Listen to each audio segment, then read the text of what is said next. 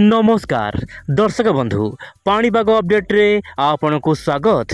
दर्शक बंधु आज हूँ सेप्टेम्बर मास 14 तारिख एवं वर्तमान बड़ खबर अनुजाई आपणकर डिप्रेशन अधिक घनीभूत हो डीप डिप्रेशन रूप धारण करिछि यार प्रभाव में उत्तर ओडिशा सहित उपकूल ओडिशार अनेक जिले में मध्यम प्रबल वर्षा जारी रही। तेबे आज भिडियो आलोचना करबा बंगोपसागर सृष्टि होतिबा एही लघुचाप प्रभाव में केउं जिले में प्रबल वर्षा हेबो एवं केउं जिले रहिबो पाग सुखिला एवं पुणी आसुछि आउ एक लघुचाप। यार प्रभाव केउं राज्य में पड़िबो सतर कौन पुणी आसिबो आउ एक लघुचाप मॉडल कौन रखिछंती आज आकलन अनुसार कौन रही आकलन आसंतु आज भिडियो रे संपूर्ण आलोचना करबा। दर्शक बंधु आपण मोबाइल स्क्रीन देखंतु वर्तमान परिस्थिति रे आपणकर जेमति रहउछि पश्चिमबंग बांग्लादेश उपरिभाग रे थिबा डीप डिप्रेशन वर्तमान धीरे धीरे उत्तर पश्चिम दिग देई गति करिबार संभावना रही। यार प्रभाव में छत्तीसगढ़ झारखंड एवं पश्चिमबंगर विभिन्न स्थान में एक्सट्रीमली रेनफॉल माने प्रबल अति प्रबल वर्षा सहित पवन बेग 40 किलोमीटर रु अधिक बेगर पवन बहिबार संभावना वर्तमान सुधा देखा देइछि। एही समय मध्य दर्शक बंधु आपनकर दक्षिण पश्चिम भारतर विभिन्न राज्य में पाग सुखिला रहिबा भली परिस्थिति सृष्टि होइछि किंतु ओडिशार विभिन्न जिले में मध्यम प्रबल वर्षा देखा मिलुछि गत 24 घंटा मध्य। तेज दर्शक बंधु आप जानी बालेश्वर मयूरभंज अधिक कमेंट आसूला कि आम जिले में वर्षा हेउ नथिला किंतु दर्शक बंधु वर्तमान बालेश्वर मयूरभंज सुंदरगढ़ जिलार अनेक स्थान में प्रबल वर्षा देखा मिलूँ। आप मोबाइल स्क्रीन देखिपे मयूरभंज कुसुमी में सर्वाधिक 156 मिलीमीटर वर्षा देखा मिलूँ। ता सहित दर्शक बंधु बालेश्वर भोगराई में आपंकर 104 मिलीमीटर सेहीपरि बालेश्वर जलेश्वर में 66 मिलीमीटर। दर्शक बंधु टोटाली वर्षा आपंकर उत्तर ओडिशा ही देखा मिलूँ बालेश्वर मयूरभंज ता सहित सुंदरगढ़ यही सब जिलार स्थान स्थान मध्यम प्रबल वर्षा देखा मिलूँ।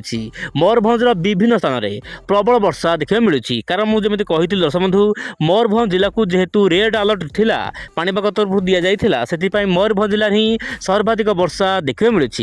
तेबे दर्शक बंधु जदि आम देखा 14 तारिखर दृश्य आप मोबाइल स्क्रीन देखंतु 14 सेप्टेम्बर में मयूरभंज जिला को रेड अलर्ट बलवत्तर रहिबो। मयूरभंज जिले में अनेक स्थान में प्रबल अति प्रबल वर्षा हेबो ता सहित आपनकर केउंझर बालेश्वर भद्रक जिलार विभिन्न अंचल में अति प्रबल वर्षा स्थान स्थान देखा मिल पारे। बाकी समस्त जिला जमीक होची जगतसिंहपुर केन्द्रापड़ा जाजपुर ढेंकानाल अनुगुल ता सहित सुंदरगढ़ झारसुगुड़ा यह सहित दर्शक बंधु आपनकर जमीक रोची बरगढ़ ता सहित संबलपुर एपटे आपनकर नुआपड़ा रोची बलांगीर ता सहित कलाहांडी कोरापुट मालकानगिरी नवरंगपुर यही सब जिले में मध्यम प्रबल वर्षा हेबो किंतु 14 तारिख पर माने आसना काली वर्षा हेबो किंतु 15 तारिख रु सामान्य भाव में वर्षा कमिबार आशंका रही। उत्तर ओडिशा माने सारा राज्य वर्षा कमिबार आशंका रही किंतु दर्शक बंधु पुणी थे वर्षा बढ़िबो केबे वर्षा बढ़िबो मुझे समय आज भिडियो आपन कहबो चेष्टा करी। वर्तमान समय आप देखंतु वायुर चलन कौन रही।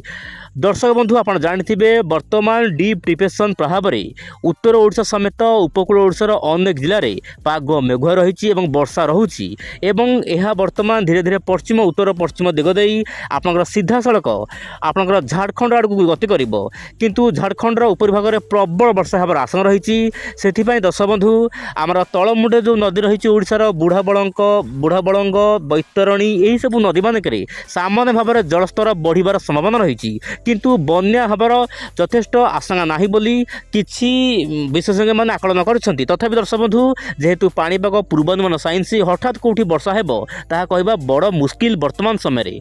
तेबे वर्तमान समय मु आपनको किछि रेनफॉल डाटा देखैबी जहाँ कि आप जानी पारिबे प्रकृत चित्र। आप देखंतु वर्तमान परिस्थिति रे उत्तर पूर्व राज्य जेमति कि आसाम मणिपुर गुवाहाटी मिजोराम ता सहित त्रिपुरा अरुणाचल प्रदेश यार आखपाख अंचल सहित बांग्लादेशर विभिन्न अंचल में भयंकर वर्षा हेबो कारण बांग्लादेश उपरी भाग में ही वर्तमान केन्द्रीभूत होइछि डीप डिप्रेशन माने गभीर अवपात।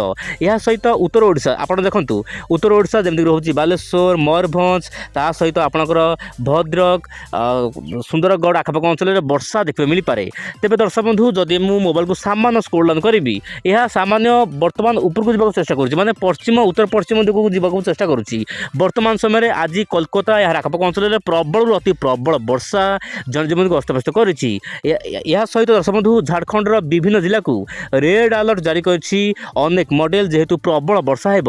ଏହା ସହିତ ଆପଣଙ୍କର ଦକ୍ଷିଣ ଓଡ଼ିଶା ଯେମିତିକି ରହୁଛି ନବରଙ୍ଗପୁର, କୋରାପୁଟ, ମାଲକାନଗିରି, ନୂଆପଡ଼ା, ନବରଙ୍ଗପୁର, ତାହା ସହିତ ଆପଣଙ୍କର ଯେମିତିକି ରହୁଛି କଳାହାଣ୍ଡି, କନ୍ଧମାଳ, ଗଞ୍ଜାମ, ଗଜପତି ଏହିସବୁ ଜିଲ୍ଲାରେ ମଧ୍ୟ ହାଲକା ଫୁଲକା ବର୍ଷା ଦେଖିବାକୁ ମିଳିପାରେ ଆଗାମୀ 24 ଘଣ୍ଟା ମଧ୍ୟରେ।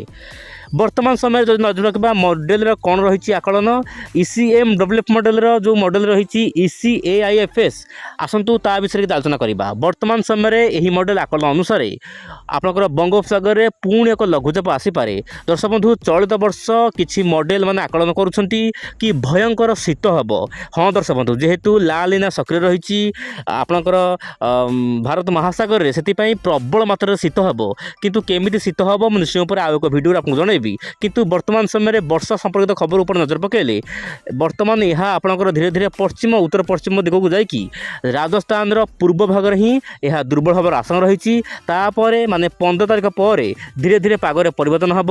15, 16, 17 ଏହି ତାରିଖ ମାନଙ୍କରେ ରାଜସ୍ଥାନର ବିଭିନ୍ନ ଅଞ୍ଚଳରେ ପ୍ରବଳରୁ ଅତି ପ୍ରବଳ ବର୍ଷା ହେବ। ତାପରେ ଏହାର ପ୍ରଭାବ କମିଯିବ। ଓଡ଼ିଶା, ଛତିଶଗଡ଼, ଝାଡ଼ଖଣ୍ଡ, ତା ସହିତ ଦର୍ଶକ ବନ୍ଧୁ ପଶ୍ଚିମବଙ୍ଗର ବିଭିନ୍ନ ଅଞ୍ଚଳରେ ସାମାନ୍ୟ ପାଗ ଶୁଖିଲା ରହିବ। କିନ୍ତୁ ହାଲକା ଫୁଲକା ବର୍ଷା ଜାରି ରହିବ ଯେହେତୁ ମୌସୁମୀ ବାୟୁ ସକ୍ରିୟ ରହିଛି।